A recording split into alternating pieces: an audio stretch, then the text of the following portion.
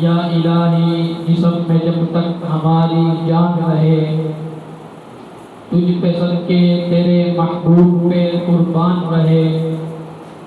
میں رہوں یا نہ رہوں مگر دعا ہے دل کی، میں رہوں یا نہ رہوں مگر دعا ہے دل کی۔ دین محمد رہے اور عزت قرآن رہے۔ میرے انتہائی واجب الاحترام، میرے قابل عزیز دوستو، السلام علیکم ورحمۃ اللہ۔ آج میں آپ حضرات کے سامنے عظمت قرآن کے متعلق کچھ گفتگو کروں گا۔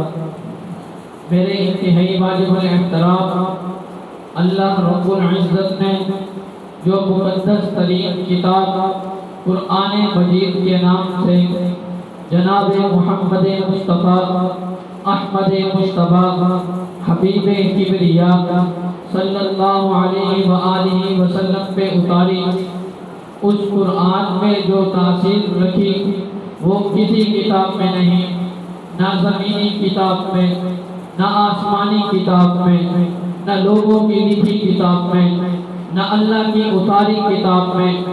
جو تاثیر قرآن میں ہے وہ صرف قرآن میں ہی ہے۔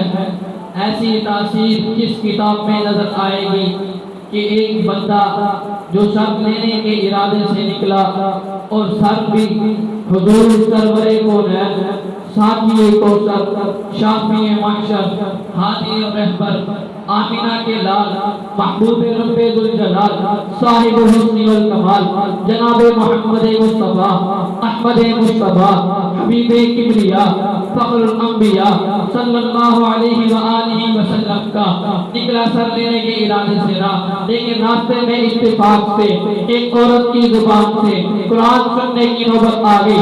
سورۃ طٰہٰ کی چند آیات سنی، نبی کی زبان سے نہیں، نبی کے صحابہ کی زبان سے نہیں، کسی مرد کی زبان سے نہیں، بلکہ ایک عورت کی زبان سے سنا۔ سورۃ طٰہٰ کی چند آیات سنی، صاف نہ سکا، وہی فیل ہو گیا، کلمہ پڑھ کے محمد کی خدمت میں بیٹھ گیا۔ سر لینے گئے تھے، سر دینے کا عہد کر کے آئے، یہ قرآن کی تاثیر ہے۔ کہنے والے نے کہا سودے کے لیے بازار گئے ہم، سودے کے لیے بازار گئے ہم، بکے ان کے ہاتھوں جن کے خریدار گئے ہم۔ انتہائی واجب الاحترام، اللہ رب العزت نے جو قرآن میں تاثیر رکھی وہ کسی کتاب میں نہیں، نہ زمینی کتاب میں، نہ آسمانی کتاب میں۔ اور کہتا ہوں مفتی اعظم پاکستان حضرت مولانا مفتی محمد شفیع رحمۃ اللہ علیہ نے معارف القرآن کی جلد اول میں لکھا ہے، قریش کے 3 بڑے سردار جن میں سے ایک ابو لہب ہے، دوسرا ابو جہل ہے، تیسرا اخنس ہے، سارا دن لوگوں کو کہتے ہیں لا تسمعوا لهذا القرآن، اس قرآن کو سننا مت، اس کو سننا نہیں، بلغوا بھی، اگر کہیں سنا اور پڑھا جا رہا ہو تو سننے اور پڑھنے دینا بھی نہیں، شور بچا دینا۔ لیکن قرآن کی تاثیر دیکھیے، قرآن کی تاثیر کیا ہے؟ سارا دن لوگوں کو لا تسمعوا لهذا القرآن بلغوا فیہ کی دعوت دینے والوں کی اپنی حالت یہ ہے، جب حضور صلی اللہ علیہ وآلہ وسلم کی زبان اقدس سے، زبان مقدس سے سن نہ لیتے تھے تب تک سو نہ سکتے تھے۔ مفتی اعظم پاکستان لکھتے ہیں حضور رات کی تنہائیوں میں، رات کی تاریکیوں میں جب زمانہ سوتا تھا، محبوب زمانہ اللہ کے دربار میں بیٹھ کے روتا تھا، زمانہ سو رہا ہے، آمینہ کے لال، محبوب رب ذوالجلال، صاحب الحسن والکمال رات کی تنہائیوں میں بیٹھ کر تلاوت کر رہے ہیں۔ جیسے ہی تلاوت کا آغاز ہوتا ہے یہ تینوں سردار اپنے بستروں سے اٹھتے، ایک کعبۃ اللہ کے ایک کونے سے چمٹ جاتا، دوسرا دوسرے کونے سے چمٹ جاتا، تیسرا تیسرے کونے سے چمٹ جاتا۔ جیسے ہی حضور تلاوت قبول کرتے یہ اپنے گھروں کو پٹنے لگتے، جب چوک پہ تینوں اکٹھے ہو جاتے ایک دوسرے کو دیکھ کر ندامت سے پانی پانی ہو جاتے، ایک دوسرے کو دیکھ کر شرم سے پگھل جاتے، جب ایک دوسرے کو دیکھتے نظریں جھک گئیں، گردنیں جھک گئیں، کہا وعدہ معاہدہ کرو، پھر نہیں آئیں گے، وعدہ معاہدہ ہوا، پھر قرآن نے کھینچ لیا، پھر وعدہ معاہدہ ہوا، پھر قرآن نے کھینچ لیا، پھر وعدہ معاہدہ ہوا، پھر قرآن نے کھینچ لیا۔ 3 راتیں اسی عالم میں گزری۔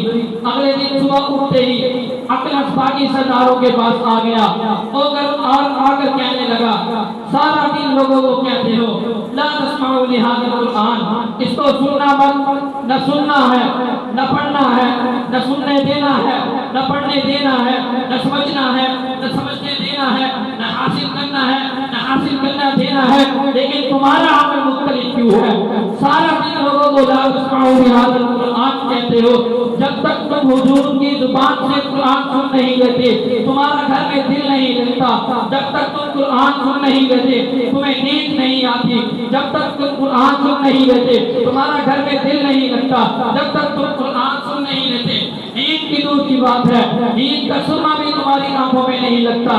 وجہ کیا ہے؟ کیا یہ قرآن حق نہیں؟ اگر حق نہیں پھر جاتے کیوں ہو؟ اگر حق ہے بیمان کیوں نہیں لیتے؟ فرمایا باقی سرداروں نے یہ قرآن بھی حق ہے، صاحب قرآن بھی حق ہے، اگر مان لیں تو بنو عبد مناف سے جو ضد ہے وہ ختم ہو جائے گی، جو حسد ہے وہ ختم ہو جائے گی، جو بغض ہے وہ جاتا رہے گا۔ لیکن اتنی بات سمجھ میں آ گئی، تاثیر قرآن میں ایسی ہے جو دشمن کو کھینچ لاتی ہے، تاثیر قرآن میں ایسی ہے جو جہالت کو اہمیت میں بدل دیتی ہے، اجنبیت کو وفا میں بدل دیتی ہے، اجنبیت کو علمیت میں بدل دیتی ہے، جفا کو وفا میں بدل دیتی ہے۔ تاثیر قرآن میں ایسی ہے جس سے رہبر بنتے ہیں، عالم جاہل عالم بنتے ہیں، صنم پرست سمن پرست بنتے ہیں، باطل پرست حق پرست بنتے ہیں، اونٹوں کے چرواہے تہذیب و تمدن کے امام بنتے ہیں۔ تاثیر قرآن میں ایسی ہے جس سے جوہرائے عرب صحابیت کے مقام پہ پہنچتے ہیں، قطرے دریا ہو جاتے ہیں، ذرے صحرا ہو جاتے ہیں، غلام آقا ہو جاتے ہیں۔ یہ سب کچھ قرآن اور صاحب قرآن کی وجہ سے ہوا۔ میں قرآن کی عظمت کو کچھ ہی اجاگر کرنا چاہتا ہوں۔ یہی ہے وہ کتاب حق جسے قرآن کہتے ہیں، یہی ہے وہ کتاب حق جسے قرآن کہتے ہیں، جسے قرآن کہتے ہیں، جسے قرآن کہتے ہیں۔